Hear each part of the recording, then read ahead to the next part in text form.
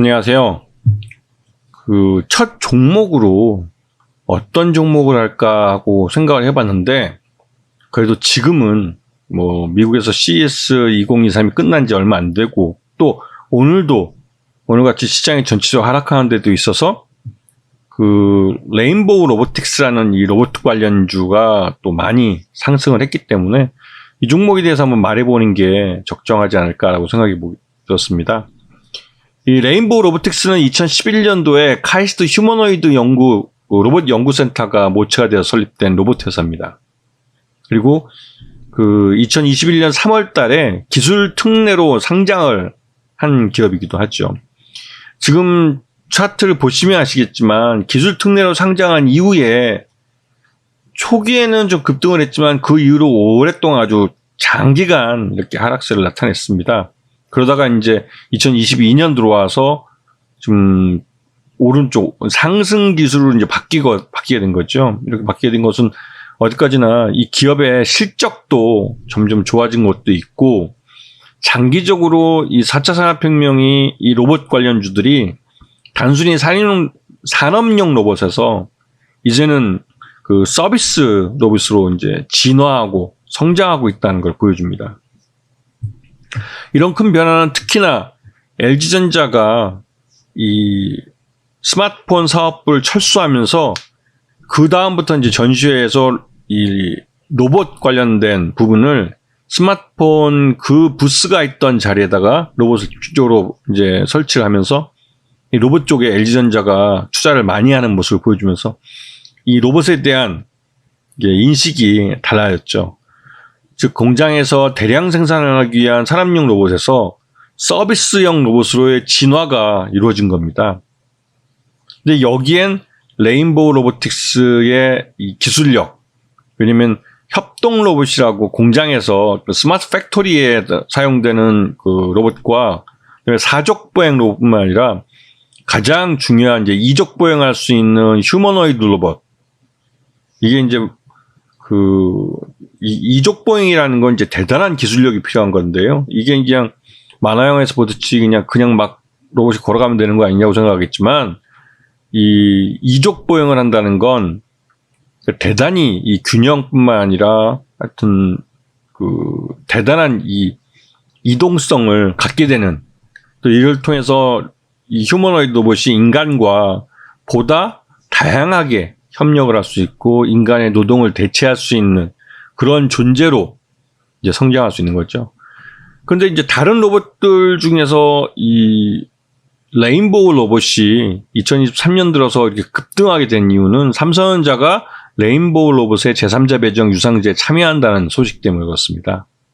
이거는 그 전에 LG전자가 몇 년 전에 로보로보라는 회사에 투자를 해서 2대 주주까지 올라갔다가 나중에 경영권까지 인수해버렸죠. 그것과 마찬가지로 이 레인보우 로보틱스에 대해서 삼성전자가 경영권을 가져갈 수도 있겠다라는 기대감이 주가에 반영된 거죠. 이 2022년 3분기 실적 기준으로 봤을 때 레인보우 로보틱스의 적정 주가는 58,000원으로 평가됐습니다. 이건 제 개인적인 평가입니다. 당연히 3분기 실적이 나왔을 때 당연히 이건 사야 되는 종목이죠. 왜냐면 그때 3만원대 초반에 있던 주가니까 이게 58,000원 정도를 보여준다면 충분히 4분기 실적이 나쁘지 않다면 그 주가가 결국은 실적에 따라서 주가가 갈 수밖에 없기 때문에 항상 그래왔거든요. 제조업은 특히나. 결국은 요번에 이제 삼성전자가 제3자 배정에 참여하면서 이 삼성전자 힘 때문에, 특히 이제 삼성전자가 매년 CES에는 삼성전자나 LG전자나 현대차 같은 우리나라 대기업들이 대거 부스를 갖고 참여합니다. CES 같은 경우는 거의 코로나 팬데믹 기간에 우리 한국 기업들이 먹여 살렸다고 해도 과언이 아닐 정도로 우리 기업들이 아주 첨단 기술력을 자랑하는 그런 곳이 되어버렸죠. 거의 한국 기업 판이라고 해도 과언이 아니죠. 끼케야 소니가 전기차를 갖고 나온 게 좀 다른 나라 업체 중에 좀 눈에 띄었다고 할까요? 그 외에는 한국 기업들이 대부분 다 사람들의 눈과 귀를 만족시켜 준 거죠. 근데 이런 삼성전자가 레인보우 로보틱스에 2대 주주로 참여한다는 게 레인보우 로보틱스에 대한 주가에 재평가할 수 있는 그런 기회를 만들어준 겁니다.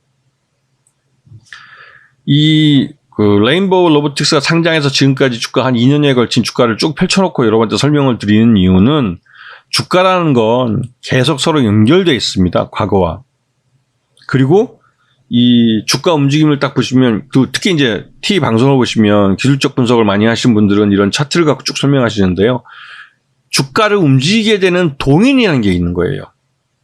4차 산업혁명 중에, 4차 산업혁명 관련 여러 가지 기술 중에 이 로봇 기술에 사용되는 인공지능 기술과 또 사물 인터넷 기술, 그 다음에 메타버스 같은 그런 기술이나 여러 가지 또 4차 산업혁명에 관련된 기술들이 있습니다. 그런 기술들이 결국은 로봇이라는 이 총화죠. 다 모여있는.